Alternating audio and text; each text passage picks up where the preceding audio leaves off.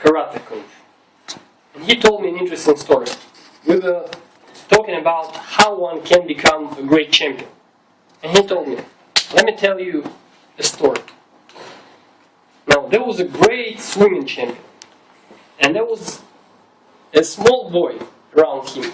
He was swimming around him, looked at him with large, admiring eyes, approached him and asked, what do I have to do to become a champion like you?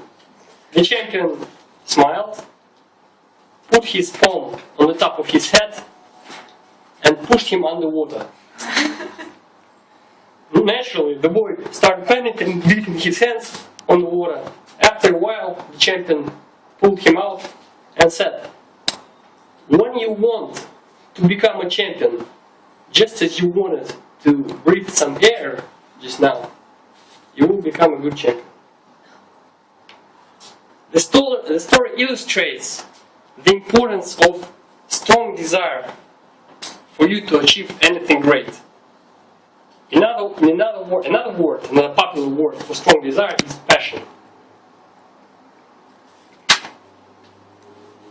I've been very interested on the subject, and I think that if you learn more about passion, the more you learn about it, the more you can find it, the closer you can approach to it, and perhaps you can help your close ones to find it and exploit it as well. I've been looking for different articles, for different materials on the issue, and found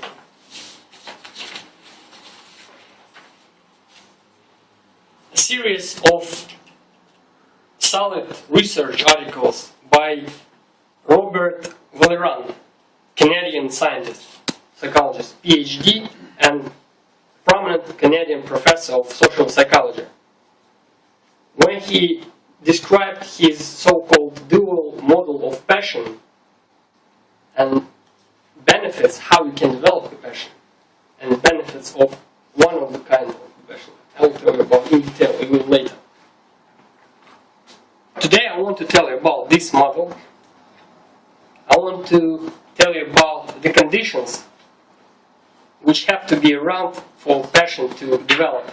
And I want to tell you about the benefits the so-called harmonious passion has over so-called obsessive passion. We will start with, firstly, defining the term passion, what exactly it means. Secondly, I'll tell you how harmonious passion is different from obsessive passion. Then I will tell you what conditions have to be around for the passion in general, and both harmonious and obsessive passion to develop. After that, I will tell you about emotional consequences of being in obsessive passion and harmonious passion state. And lastly, in 3 minutes. And lastly, I will tell you about passion, both harmonious and obsessive, and performance, interconnection between them. To the term, let's define the term passion. What passion means? According to Robert Vallerand, the term passion means something. Let's call your passion is something that you like, that you find important, and that you devote time and energy to. For example, our Toastmaster today likes castles. He finds them rather important, at least for himself. And he devotes his time and energy by traveling around, watching different castles in life, and by, I believe, reading about them, perhaps watching movies about them. It seems that he has passion for castles. Well, but the professor, Robert Vallerand, developed so-called dual model of passion, which means there are two kinds of passion. The eyes turned green. Harmonious and obsessive. What is the difference? Obsessive passion means, well, literally, obsessive, means that you like the subject so much that it is in conflict with other areas of your life. You're obsessed. And harmonious means that even though you like the subject, you devote much of your time to it, but you still can and do invest a lot of your time in different areas as well. You're not hurt when you're not participating in this action, in your passionate action. There's an article called On the Psychology of Passion, in search of what makes people's lives most worth living, that you can refer to later if you're interested. Go into the conditions for passion in general to develop. What the condition has to be, you can look it up after the meeting, or after my speech. What are the conditions? Firstly, you have to have that interest in the passion. Secondly, you have to specialize in the action, meaning that you have to put some time, you have to invest more time in it, and spend at least 3 hours a day. And thirdly, you have to make it a part of your own. What do I mean? If from time to time you visit Toastmasters, for example, Gurnas, right, told us, well, I like your meetings, but I don't have much time for it. Since you don't have passion for Toastmasters, which is understandable. And the eyes turn red.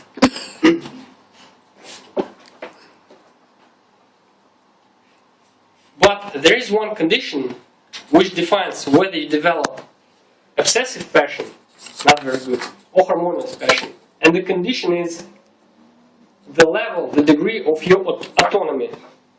What do I mean by that? You can either devote much of your time to an activity because you have to.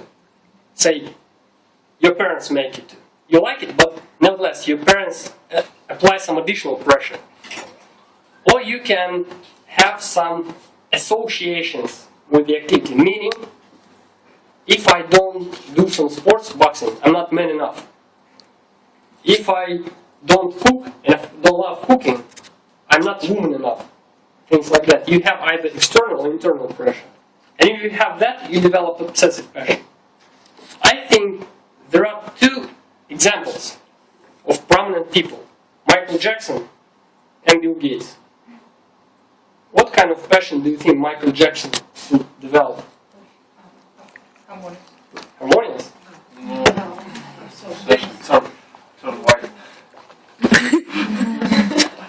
Well, the fact is, I specifically read his biography on the internet, that he started performing when he was 5 years old.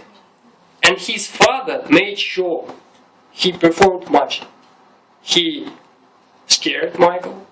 He beat Michael in different ways.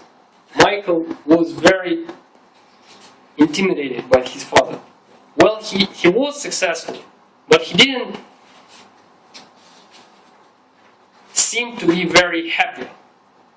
Well, at least what I heard about him.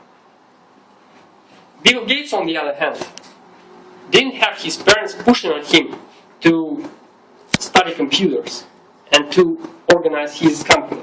He organized his company on his own when he was on the third term in Harvard, I believe. And he started programming when he was back in school, at about 13 years old. It was natural. He grew to be very successful. We know a lot about him. And later on, he switched naturally to his other interests and seems to be rather happy. If you're interested in the conditions which has to be around for certain types of passions to develop, you can refer to this article, which is Development of Harmonious and Obsessive Passion, the Role of Autonomy Support, Activity, Specialization, and Identification with the Activity. The third thing, I'm very sorry. The third thing is emotional consequences. To put it shortly, The thing is, when you have obsessive passion, you usually don't have positive emotions. You have negative emotions when you don't do the activity.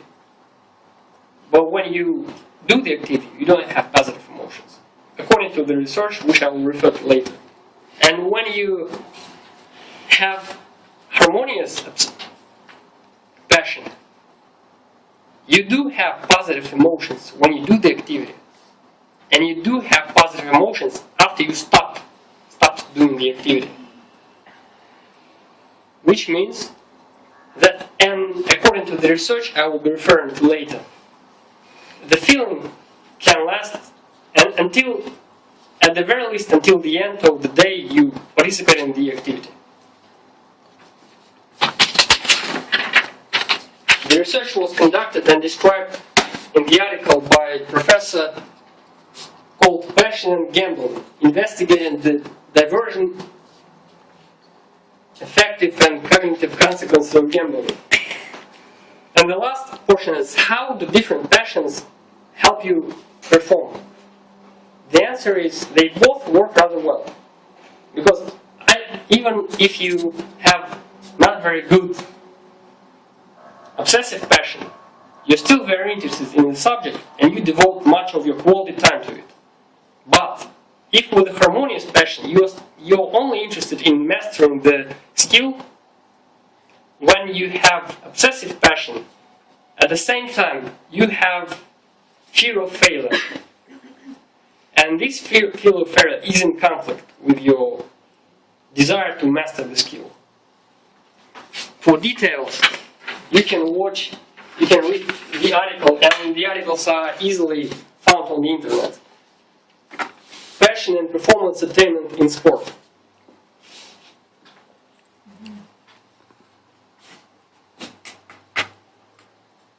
I told you about the passion, the dualistic model of passion today. The conditions that had to be around for the passion and each type of passion to develop. And what benefits harmonious passion in specific has for you as a person. The information was very interesting for me. And from what I know, the research continues, and more interesting and hopefully practical information will follow. After all, as the great German philosopher Hegel said, roughly, not direct quote, nothing significant had ever been achieved without passion. Mr. Toastmaster.